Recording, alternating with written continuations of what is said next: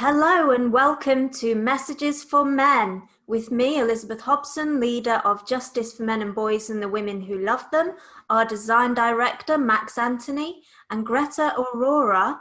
She is a blog contributor, a YouTuber, a muse, and an artist in her own right. And today our subject is women, actually, and we're going to use a title which is a Jordan Peterson quote that I have as my Twitter banner, which he said in conversation with Camille Paglia. He said that women need to rein in their crazy sisters. And we're going to talk about how we're going to do it. Am I right? Yeah, sounds good to me. It's not just how we're going to do it. I suppose it's also, you've got to like identify the crazy sisters, and then you've got to kind of wonder what to do about it. So, or are they easy to identify? Is that where I'm already wrong? I think you can tell pretty early on with a conversation with them, like by the end of their first or second sentence, usually. Or at least I am pretty good at identifying crazy women. Yeah. I think that there are blessedly few really crazy women. Unfortunately, I think, that some of the most significantly crazy women have an awful lot of power and influence, and they are creating situations in which men and boys are disadvantaged and women and girls are privileged. And, I think there is a need, and there is also a potential to reach the majority non-feminist, non-crazy women and say, we have to end this situation. Wasn't that Karen's, like the... Yes, Karen Strawn at the International Conference on Men's Issues 2018 delivered a speech titled Women Must Consign Feminism to the Dustbin of History. I suppose you might need a more condensed version of that needs to go ultra viral, but it's finding the best way of communicating that. But I think that both you and Greta are hugely instrumental in being able to do that, because somewhat unsurprisingly, when a man said, like, there's a reason why Ava Brighton's video about what was the title for that now? Are almost all women mentally insane? Yes. There's a reason why that got why that got attention, Yeah, it was her vagina phone. And I've done a video on how women manipulate men, and that has done quite well too. Yes, I saw that. I saw that recently, where you were talking about Esther Vila's book, weren't you? Yes. That was the book that inspired me to look more into the topic. Yeah. Is that The Manipulated Man? Yeah. I haven't read that yet. Does that have quite a bit to say on this subject then, in terms of the crazy sisters? Definitely. I mean, it is really the other extreme of the spectrum. If on one extreme we have the crazy men hating feminists, then it is the polar opposite of that. And I don't agree with everything she says either. I think you have to take it with a pinch of salt. It's difficult to tell whether she's completely serious about everything she's saying, but there's a lot of truth and a lot of wisdom to what she's arguing. And she was a medical doctor. She's obviously a very educated woman, and she had her own career. Obviously, she worked with both men and women, and she's talking from experience, from observing the dynamics between couples, between people. And that book was written quite a while ago, wasn't it? So I assume in the early 70s. Yeah, I It's a direct reaction to second wave feminism. I'd imagine that that what she says about on that subject of crazy sisters is still very relevant now.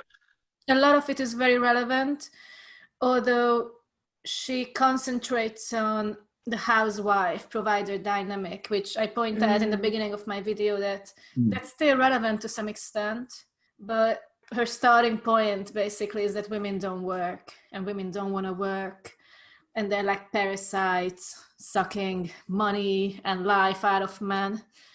And that's true. And now they're parasites sucking money and life out of men and working. Yeah, so that's going to be taken out of context. the culture has changed a little bit. The underlying mechanisms of manipulation haven't changed. But the cultural context is our slightly natures different. have not changed. Yeah, exactly. And craziness doesn't change, it just gets louder and facilitated in various ways.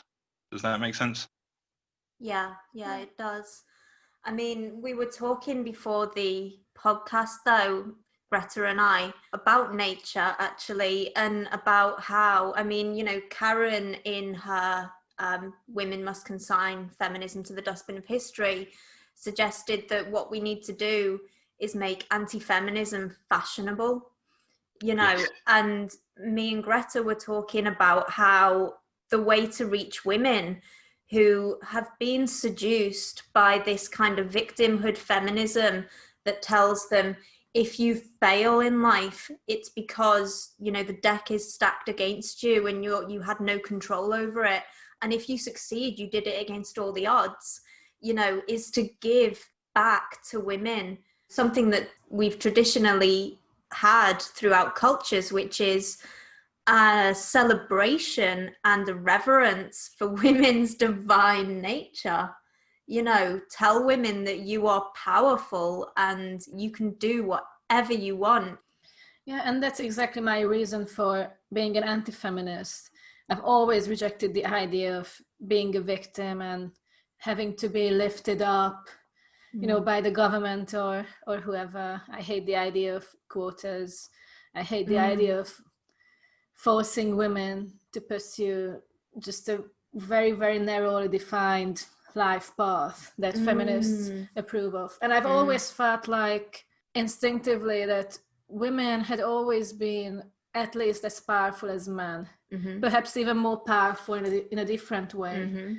But I definitely don't subscribe to the idea that women have ever been oppressed by anyone anywhere in history. Yeah, we had power in different spheres, and women's power was intensely significant. And I find it incredibly offensive, to be honest. I find that offensive. But I do, triggering. you know, that we look back on women throughout history and we go, oh, they were treated like chattel and they accepted it. It's like, no, fuck you. Women were like strong and powerful and awesome beings to behold, you know, and they did have power. They didn't have power in the narrow way that feminists now recognize power, you know, because to a feminist, the only power is money and political authority or, you know, managerial authority, being a CEO. Whereas there is, you know, the kind of sexual power and the social power that women have has always been extensive. And the intellectual power like I remember one of the things that you were talking about with Paul, Greta, when you were talking about that subject. Paul, I think, brought up like Marie Curie and others who I would hope that those women, and I would expect those women would have the same reaction to gender quotas that you would, because they would rightly recognize the harm that does to their own accomplishment. Yeah, it's patronizing. It's condescending. It's misogyny. Gender quotas are misogyny. Exactly. Do they recognize that on some kind of unconscious level, and then that's one of the many things that contributes to the crazy sisters? Is that what it is? It's just this kind of build-up of cognitive dissonance that eventually just explodes, and then you're screaming in your car. Yeah, I mean, they're starting from the premise that throughout history there's been this oppressor and oppressed dynamic among men and women. And obviously it's largely inspired by Marxism, that there's always, you know, the master and slave dynamic. They just need this black and white sort of dichotomy. If you have two groups of people and you see the slightest amount of difference between those two groups, then you immediately have to look at power, because power is the only thing that matters in the world. Yeah. So let's just examine which one has more power than the other, and then the one that doesn't have more power is obviously oppressed. But then their definition of power is lacking nuance. It's very, very restrictive. They only approve of a very masculine definition of power. And as Elizabeth pointed out, they completely disregard a whole other universe of feminine power, which is not just sexuality. That's a large part of it. It also has to do with our biologically programmed gynocentric tendencies. Again, it's a difficult one to separate, obviously, nature from nurture. We don't know exactly to what extent we are wired to protect women, but it is a fact that throughout it's a constant. All human civilizations, women are protected because their reproductive resources are very valuable to society. A limiting factor in reproduction. Yeah, because obviously, in theory, a man could have a child every time he has an orgasm. A man could have thousands and thousands of children, and some men like Genghis Khan had probably thousands of children, whereas a woman, like 20 children throughout a woman's life is really pushing it. So there's also the other factor that I think that you've touched on in at least one of your speeches, Elizabeth, where the neotenous features thing it provokes a reaction that's like based on the human tendency to protect children. That's why women's features are more childlike, because biologically we need protecting, That's evolutionary driver, I believe. Exactly, and then artificially inflating that and emphasizing that in terms of a kind of strange protection signaling. And it's all about protection. I think that all instances, at least most instances, feminists interpret as oppression are really overprotection. And I think we see this in Muslim countries, for example, shielding women from the outside world and protecting them like precious diamonds, as if they were made of glass or crystal. And they call it, feminists call that misogyny, but it's like they're protecting women because they think that if a man, say, sees a woman's hair, he's not going to be able to help himself but rape her. That sounds like misandry, not misogyny to me.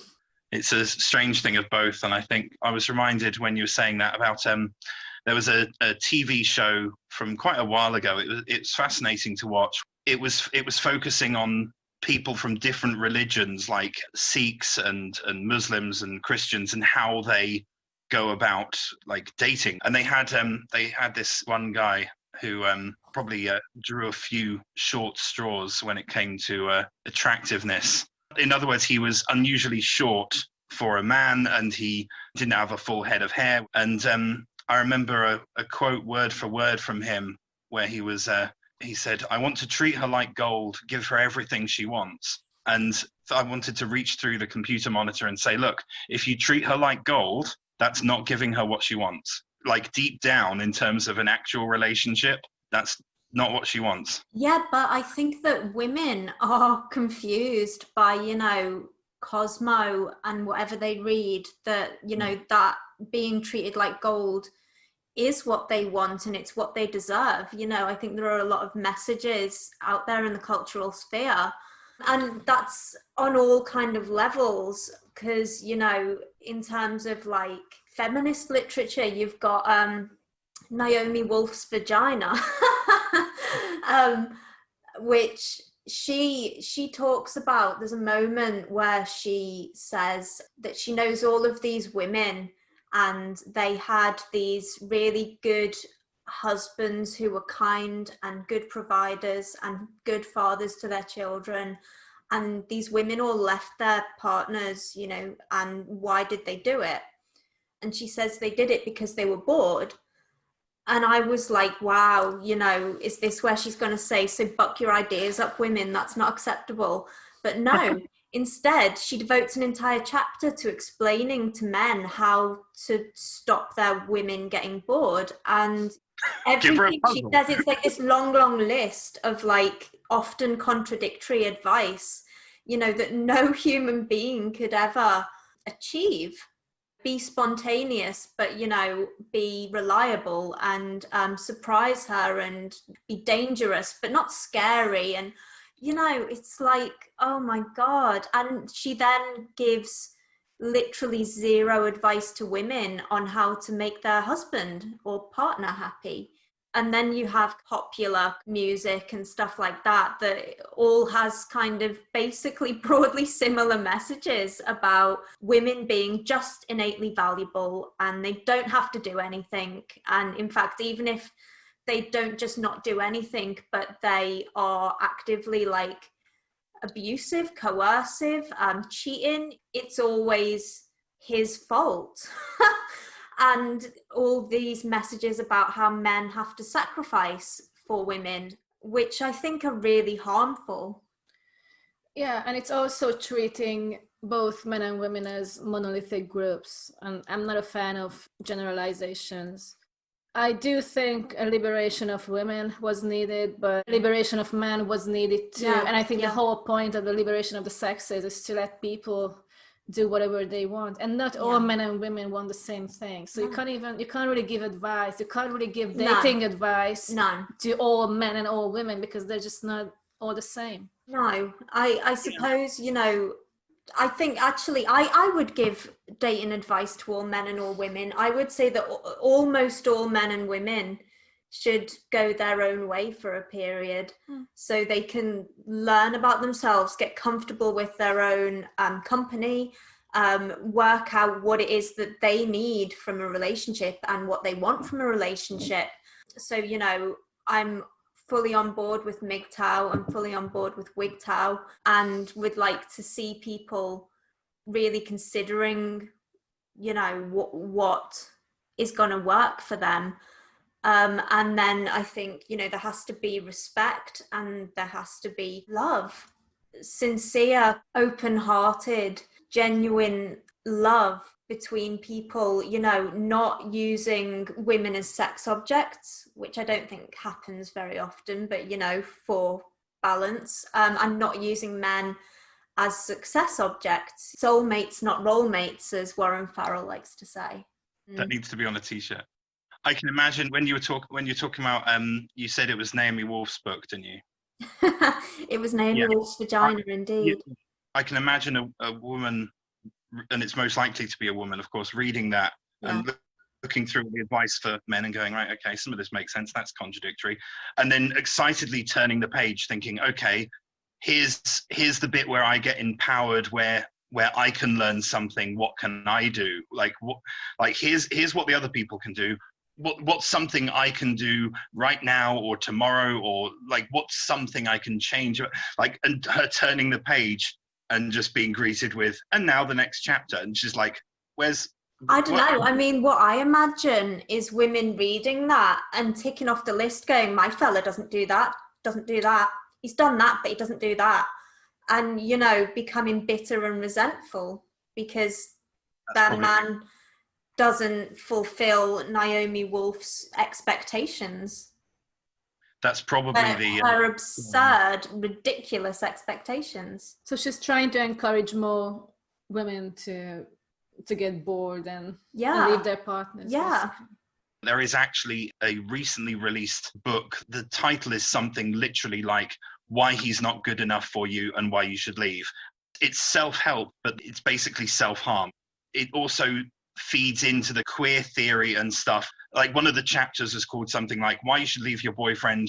And I don't want to try and get too conspiratorial, but there was something in there about how maybe you're queer. You look at some of the stuff to do with it, like some of the graphics and stuff, and you think, okay, this must be satire, but it's genuinely real. This is naked and blatant. Your boyfriend must be terrible because men are terrible, and you know, maybe you should look into being attracted to women. But yeah, I mean, which is more pernicious? Feminists, the likes of Naomi Wolf, are far more dangerous than radical feminists because they have this mask of respectability and, you know, niceness and pleasantness. And I think people can get drawn into that persona, and that kind of victimhood feminism is just radical feminism with a mask on. That's all it is. You know, it's the same underlying principles. It's the same oppressor oppressed thing. It's just as harmful. It still divides the sexes vertically, toxifies our relations.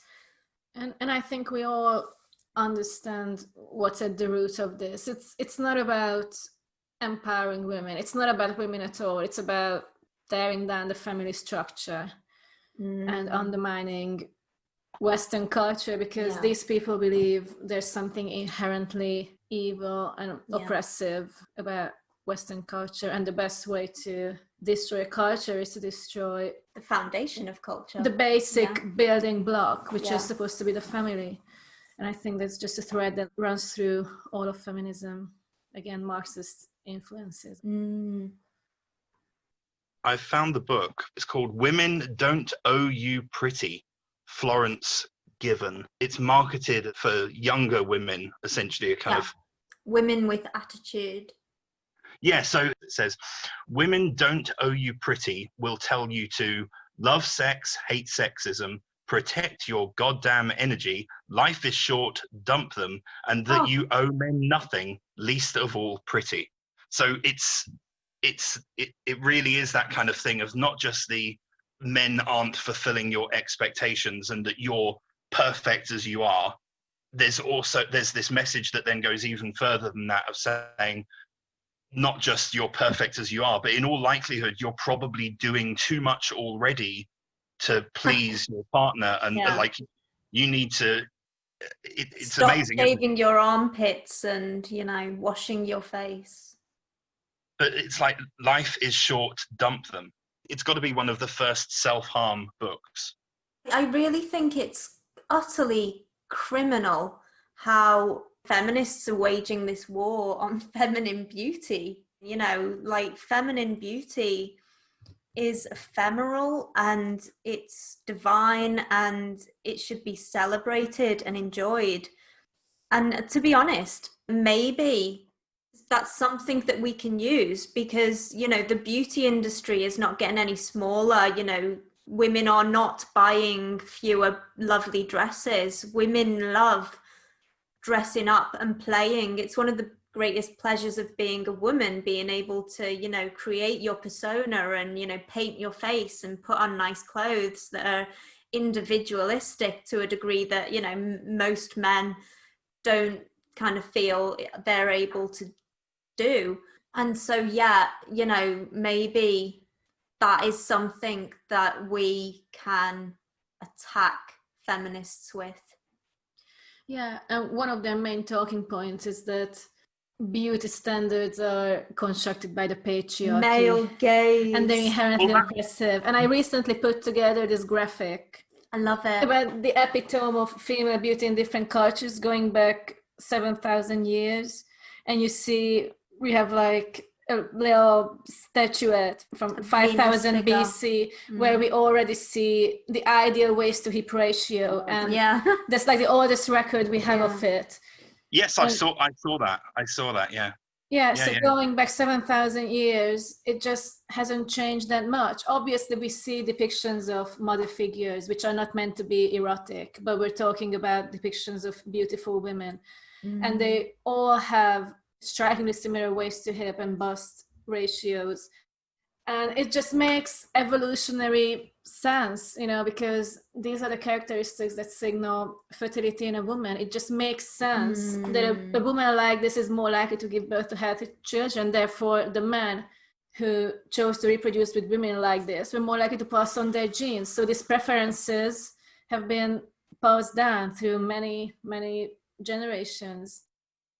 So do you think that kind of attack is going to be successful then? Because, like, the book I mentioned, Women Don't Owe You Pretty. Well, like, covering topics such as body image, toxic beauty standards and identities by patriarchy, etc. Sometimes I have your attitude, Elizabeth, of just no chance. You're You're trying to, you're trying to push water up a hill using a stick. But then sometimes I start to worry that when you get people to believe such absurdities, then anything is possible. Calm my worries, Liz. Go on. No, I mean, I think that, obviously we've all seen the memes before feminism and after feminism. It's an aesthetic self-harm. They go from being, attractive young women to being like just looking scary. So, on individual levels, yeah, books like that will ruin the appearance of some women, but I just think the vast majority of women enjoy the fun and the power that they can derive from just from their up well. femininity. Yeah. Yeah, I've always believed that a woman is most powerful if she embraces and expresses her femininity. And that's not just sexually, but feminine traits. Yeah, like mannerisms. Yeah, just exhibiting a caring, nurturing nature can stir a woman towards even career paths where she will feel more fulfilled. And not all women are like that, obviously. Some women do want to hold political positions and they want to run people over and become CEO.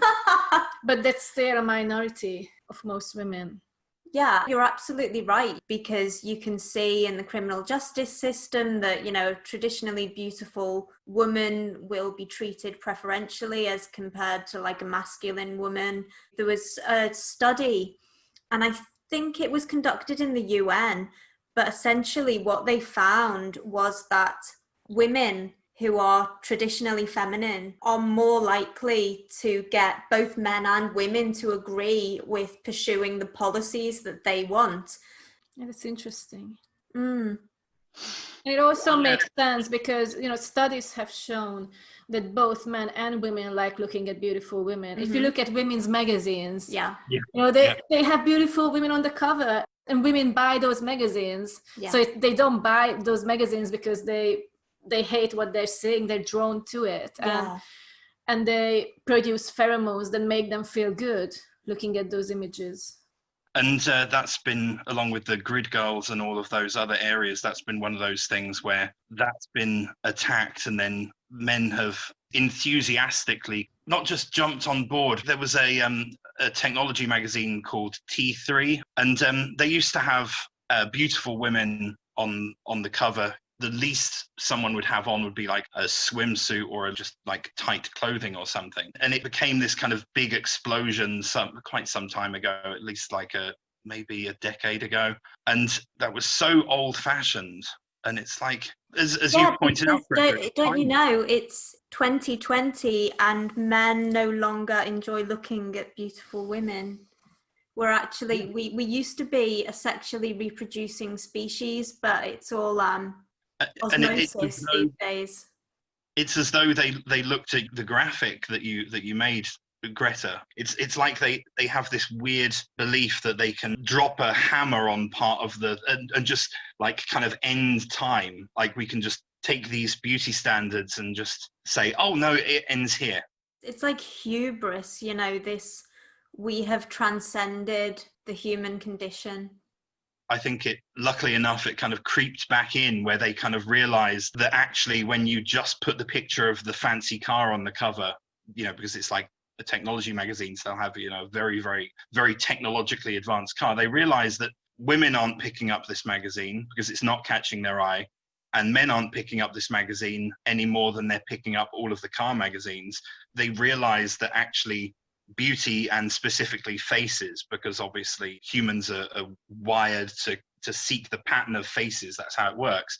And all of the images of women that they had used before, they were never object in the sense of you're just seeing body parts or something on the front cover, because obviously that'd be weird, right? So it's always this is a beautiful person, and we're associating that with all of their beautiful technology. Don't you want to see more of this beautiful person and learn more about this beautiful technology?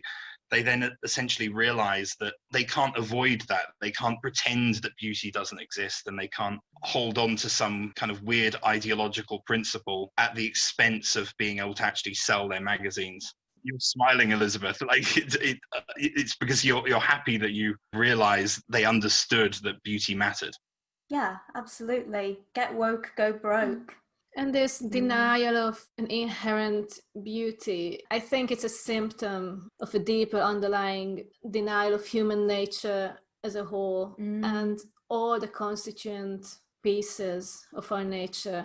And it ties in with the denial of biological sex and gender. So just staring it all down and treating people as a blank slate whose mind can be perpetually transformed and molded according to how we want them to turn out. And that's very dangerous because it's quite obvious that instincts do matter, and there's something about human nature that's just inherent and constant throughout history and civilizations, and denying that nature is not going to make anyone happy. It might make sense in theory, giving them the benefit of the doubt. They could potentially think that this could be the great equalizer, because if we are all nothing, then we are all nothing in the same way, and then we can kind of mold our psyche to conform to whatever standards we have. Everyone is then equally miserable. Yeah, exactly. Once you've deconstructed toxic beauty standards and you've deconstructed toxic masculinity, and you have no intention of putting either of them back together again, and even if you could, you wouldn't know where to start, because that's not something that any sane human would attempt to do.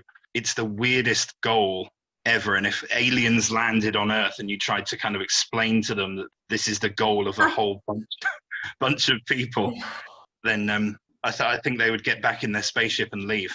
Just back up like that famous meme of Homer Simpson kind of edging back into the hedge. I think that there is a really important place, if we want to rein in our crazy sisters, for telling women with logical and rational arguments what the situation is, how men and boys are facing injustices and are suffering, how if we allow men and boys to suffer, you can't poison half a well. It's going to hurt women and girls too in many ways. But I think that there is this key that Karen recognized, when she said that we need to make anti-feminism fashionable. And it's kind of giving everybody back the joyous old god of like female divinity, and accepting and celebrating all of the wonderful aspects of femininity that feminists seek to destroy and deny. I agree with Greta in having a dislike for generalization. So there are indeed feminists who will fully embrace that kind of divinity stuff to a kind of crazy level, but it's feminism. It still maintains this has to be kept for yourself. You can't share this with men because men are horrible. That's another reason why Naomi Wolf is dangerous, because not only does she come across as pleasant and moderate, but she's also, she's beautiful, and we do listen to beautiful women and we trust them and we want to agree with them. It sounds like I'm focusing too much on this book, but it really just makes me pissed off. The author, she's got to be at least as attractive as Naomi Wolf, or more attractive. Like from the kind of small thumbnail I've got, she practically looks like Alicia Silverstone. Oh, damn. Maybe if I look at a larger picture, I'll just be like, no, totally wrong. Sorry, Alicia, that I didn't mean that. But the message and the end of what Waterston says about it, it says, after all, you are the love of your own life. And that's the idea of you're great, you're amazing, and whatever you do, don't share your amazingness with men. I'm going to close the tab for that book. So otherwise, it's kind of similar to wanting to equalize wealth, again, from a Marxist socialist perspective. If everyone had the same wealth all over the world, that would mean we would all be poor, but we would all be equal at least. Obviously, if you have nothing to lose, that idea would appeal to you. And that's probably true with beauty and femininity too, in a way, So as beautiful and attractive as these authors are, a large chunk of their target audience is probably women who feel like they're having trouble conforming to these ideals anyway. And then there are women who could, or who have an inherent drive to embrace their beauty, but they're just brainwashed into going against that. But obviously there are women who are not conventionally feminine, and there's nothing wrong with that. And these sorts of messages might be reassuring. So on some level, it's probably good to have voices like this who speak to women who don't want to aspire to traditional ideals and goals. Well, I think the best thing that's ever happened for non-conventionally attractive women is the pornography industry, and like the way that's exploded. Because whatever you think is wrong with you, like small tits, fat ass, beard, if you put that into Pornhub, you will find that there are men who love it. It's a great point. Okay, somehow you've managed to bring up Pornhub in this conversation as well. Is that your thing? It needs someone needs to create, like, I don't know, scorecards or something. Everyone should take a shot when Elizabeth says Pornhub. Yeah, make Elizabeth Hobson bingo game. Great advertisement for Pornhub, by the way. I know. I should ask if they want to sponsor me. It could be worth it, actually, for both our channels. I don't know how you're going to fit that into your TEDx speech somehow. You're talking about the secrets of fatherhood, and yet, and somehow she manages to slip in a kind of. You can buy, like, in the same way you can buy like hats and shirts and stuff for Playboy or something. Yeah. I think you can do that same thing with Pornhub. You could walk on stage at TEDx with just kind of, like Pornhub trailers and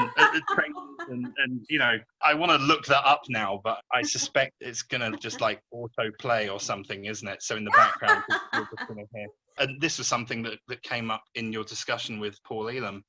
J4MB or A Voice for Men will be blocked by the content filter that's coming through on the tethering, but Pornhub will work just fine. It's just an algorithm. This has got to be the first time on one of these that spontaneously come into being, not created by people, honest. Someone who's doing one of these podcasts could indeed be browsing Pornhub in the background, but this is one of the times I get to actually do, like, someone gets to actually do that live. I wish I could screen share like your face, Elizabeth. This is audio only, but there's a, I don't know how you pronounce this, Namelia X Pornhub Erotica racing dress for £120, and it's like so like I'm gonna have to crowdfund it. Yeah, the Grid Girls kind of outfit where it's a kind of tight thing, and you see on there. I do go to Pornhub, but I go for the comment sections.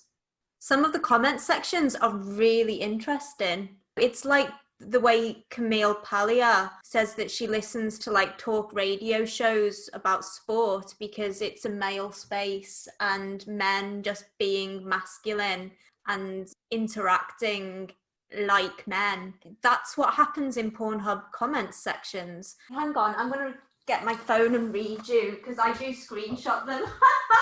So in a podcast discussion about reining in crazy sisters, I think we might have embraced the crazy by going to pornhubapparel.com and reading out comments. Right, okay, this is a comment under pornography. This is why I love men, right?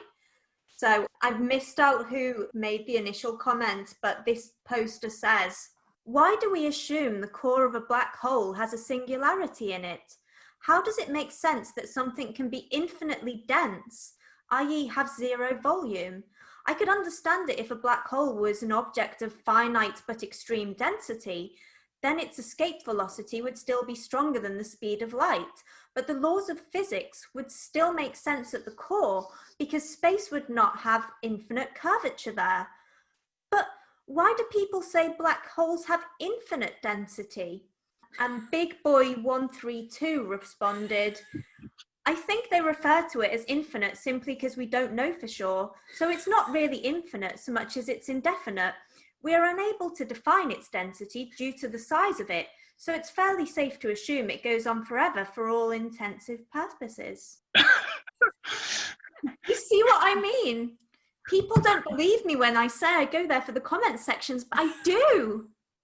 Well, this is what happens though, isn't it? They'll be having arguments like that on Pornhub, Yeah. and they'll forget what website they're on. Like while they're writing this and getting really into cosmological mechanics of this, and the wife will walk past and he's just like, don't worry, just, you know, someone's wrong on the internet. And she will notice what website he's on. And it's just like that excuse of I'm just here for the comments, I don't think will work in his case. Before we finish up, I'd just like to appeal to everybody, because although I frequent it, I can't read every comment on Pornhub. So if you do see a good comment, please do tweet it at me. I'll appreciate it. And also tag me in the tweet, please. Yeah. That sounds like because an obviously please send us links to Pornhub, please. I'm going to live to regret that. I almost want to say that you are, but I suspect you're not. I suspect you're just going to be like, this is brilliant. I don't even have to visit Pornhub anymore. They just appear in my inbox now, just out of kind of pure curiosity. The comments that you read out, was there anything in the video title that might suggest it had anything to do with faith? Gosh, no. Okay. Absolutely zero. It wasn't a physics teacher. It wasn't, no. That'd be cool though, wouldn't it? Like sexy physics teacher. Yeah. There's plenty of room for double entendres and stuff with that, isn't there? So I suspect then that it's kind of wasted on them, because no one's watching it. They're just in the comments, just arguing about the kind of thing that you think you need at least 2 degrees to be able to talk about this. Maybe that's what it is, that the academia has become so strangleholded and everything that they're just like, the only way that you can have a free and open discussion without political biases and stuff. There's all these physicists and cosmologists on Pornhub just arguing and doing the real work. That's where they're doing the real work, on Pornhub.com. There was a thing years ago, some team of people wanted to find out who was particularly intelligent on Facebook. And so they kind of looked through, you know, all the algorithms, like combed their way through. And it turned out that the biggest determiner of someone having a high IQ was that they liked a page about curly fries. And they kind of explained that how it happened is that this page was set up and one of the very early likers had a high IQ, and it started popping up in his friends' feeds, and they all had high IQs. And then, you know, like their friends started liking it and they all had high IQs. And I don't know if it's still true, you know, because probably loads of stupid people like me saw the video and went and liked it to try and fool people into thinking we had some brains. But maybe the number of Pornhub windows open in your browser is a direct predictor of intelligence too. That sounds like the kind of thing that needs further study. I mean, it kind of makes sense, because I think men do need a release every once in a while to really be able to stay focused. So it kind of makes sense for men to have an orgasm and then engage in really deep intellectual discussions once that's out of the way. I didn't think of that, but yeah, that's like an amazing theory, isn't it? They don't bother leaving the website. I'd love to do a study like that though, with a control group and like a proper peer-reviewed study with a few hundred participants. Get Pornhub to sponsor it. This is something to think about, actually. Yeah. If I'm not mistaken, don't they have like a research arm or something? I'm sure I sent you a kind of really professionally done breakdown of a whole load of statistics and things that have changed over time, and like beautifully presented. Regarding kind of what specific demographics like to watch. Searches, like most popular searches, right?